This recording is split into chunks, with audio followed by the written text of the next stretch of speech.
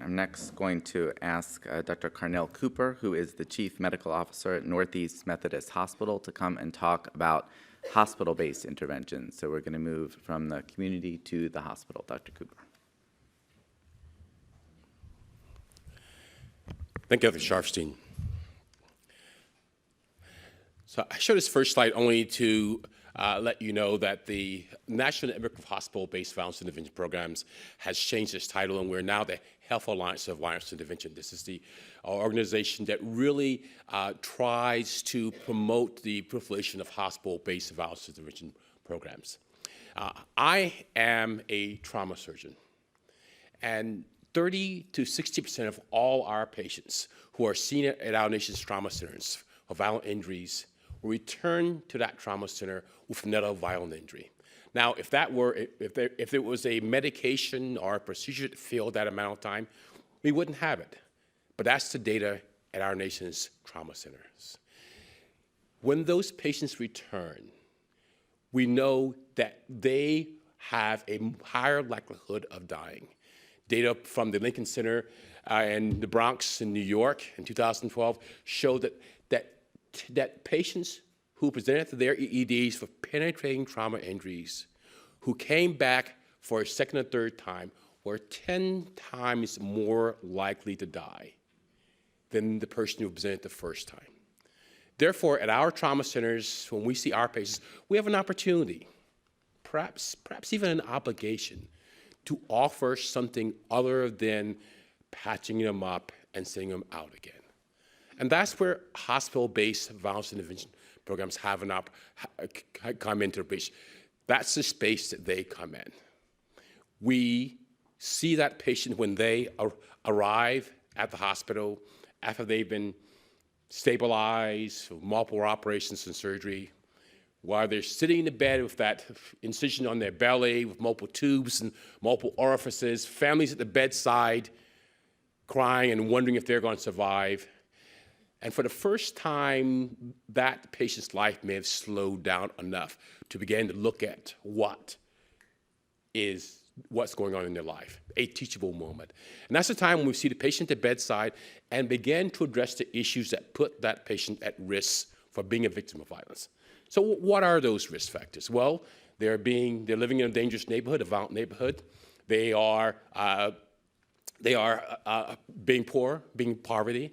They are having less than a high school education, being involved in, I call substance abuse, being from a single-parent family, having a history of being abused, having been a part of the criminal justice systems.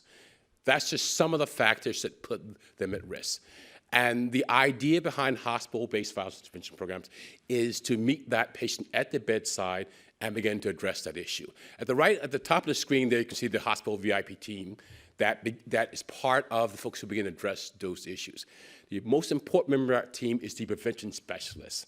That's the individual that often has grown up in the same neighborhood that patient is a peer who meets them at the bedside and begins that conversation, begins to build a relationship.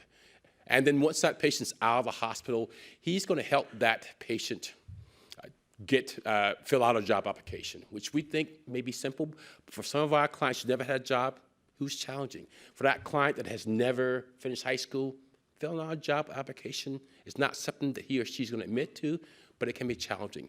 So that prevention specialist helps them fill out a job application, make sure they're properly dressed to go to that job interview, accompanies them to that job interview, helps them fill out that GED applications, helps them get into the GED programs. In other words, it's meeting that patient or that client where they are and moving them forward. And that prevention specialist is the most important part of that team. All you can see, the team is fairly robust. So what is the data that says that this approach works? Well, you can see on the screen here, there are 3 studies. All of them randomized prospective studies, one from my team at the Shock Trauma Center in Baltimore, the other for Dr. Zahn in Chicago, all showing robust differences in recidivism, meaning returning to the hospital for another violent injuries compared to the control group, randomized prospective studies. Dr. Habatanis' group from VCU, not quite robust, but his study has smaller numbers and didn't have quite as much support as the other two studies. And you can see in the mentored studies and the case management studies for pediatrics, again, significant improvements in those patients who got the intervention. And this is just a number of studies that have, again, been done, including ones I showed you, that have been done in the past 10 years, all showing that this is a policy, this is a program that works, that reduces violence, that actually that saves lives. When we did our study at the Shock Trauma Center, we debated whether to do a case control versus randomized prospective study. The case, the social worker in our team that we sat in the room with for months developing it said, I want to do a case control study. And she said, it's because if we don't do a case control study, someone who could live will die, who won't get the program will die if you do a randomized prospective study. And there was this other person in there who said, I understand that and respect that, but the gold standard for this work is randomized prospective studies. And if I'm going to convince these crabby, cynical surgeons that these kind of programs work, that's where we're going to have to go. And I, of course, was that person on the other end of that trail. So in our study, there were 100 patients. 2 patients died during that study, both of them in the non-intervention group. I still see that social worker. She still smiles and reminds me of that decision. So opportunities. We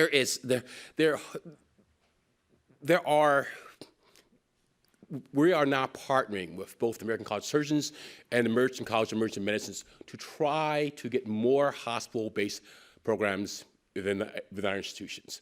Data shows that it works. How can we build more? How can we make sure they follow the model that I described to you, again, that results in lives being saved? The other is for having more of a conversation about violence from a public health perspective, instead of it being simply from a law enforcement perspective. In the neighborhoods that I grew up in, violence was just a part of it. There was the alcohol, there were poverty, there was domestic violence, there were fights. It was a part of the milieu. There were buildings that were vacant. There were rodents that Dr. Brown is going to tell you about next. It was just a part of of that neighborhood.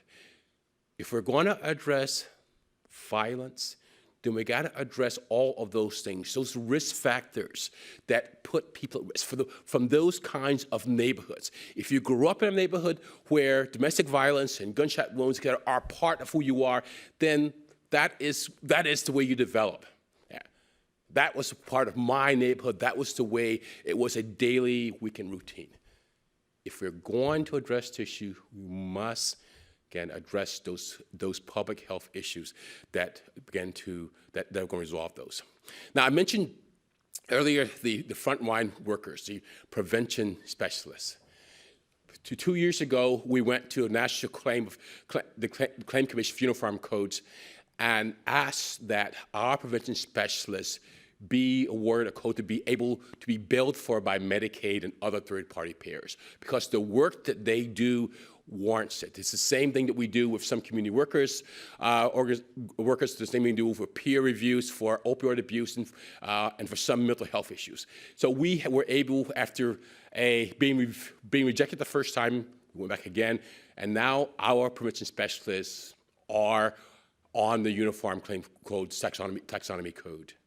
The next step in the process is how do we now get Medicaid or third-party payers to recognize the work that they do and begin to reimburse them for that. And that's, again, why we continue to push for the data that shows the work that they do is possible. So we've had there's some opportunities, and we've had some successes. I want to highlight that there in New Jersey this past year, there was bills outlined there. The first bill was we're able to ask to get the commissioner to work with hospital-based violence program to try to increase the numbers. The second bill outlined there says that it requires that all level 1 and level 2 trauma centers have a hospital-based violence intervention program.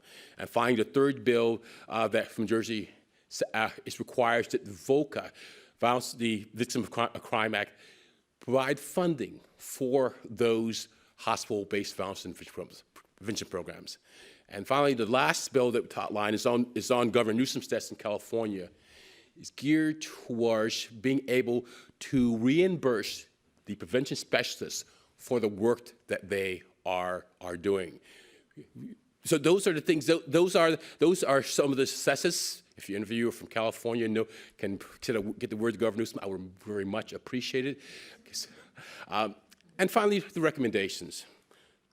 Not surprisingly, and I think our data supports it, is we recommend that trauma centers around our nation who see violent injuries, and on my slides is 100. I don't know what the exact number is, and that's up for debate, but trauma centers who see a significant number of violent injured patients should have a hospital-based program. It offers that patient a reason, again, something that will help them not come back again. Keeping in mind, as I said earlier, if they come back again to our nation's trauma center, their likelihood of dying is higher. So we have an opportunity and obligation, from my perspective, to offer something to them. It also provides for the staff, those surgeons like myself and nurses who are seeing those patients come in to say, we have something else to offer. We have something that will keep that patient coming back again. So they aren't feeling like, gee whiz, we're just going to pass. While we're doing this, they're going to come back anyway. That program offers them a support, offers them something different that we can do, that we can keep them from coming back. And finally, funding. Hospitals, obviously, as you all know, on a very slim margin. And they're looking for things that are going to affect their ROI. They don't see this necessarily affect their ROI. It does impact readmissions, as we've shown in our data, but otherwise, ROI is not there. So we need to find ways of supporting this program. The Victims of Crime Act is one of those agencies that we have been able to work with to support programs across the country, and that is an opportunity and recommendation that more of that money be from the VOCA funds and other in the DOJ and other federal organizations be able to support this this process. And finally, getting back to that prevention specialist, who again is the most important part of that team. Over the past year, the Alliance for Violence Prevention has developed a 35-hour certificate program. We want to make sure, once we got the taxonomy code in place, we wanted to make sure that we had a uniform way of making sure that those specialists all receive the same level of training, so that the care that they're offering our patients is uniform, the same as you would expect from a social worker or from a surgeon or a physician, et cetera. We want to make sure they all had a certain level of training. So over the past 2 years, actually, we felt the certificate of training that's essentially 35 hours, as I said earlier, that will allow them to come away with a baseline of training experience necessary to offer support that's necessary to move these patients forward. Thank you very much.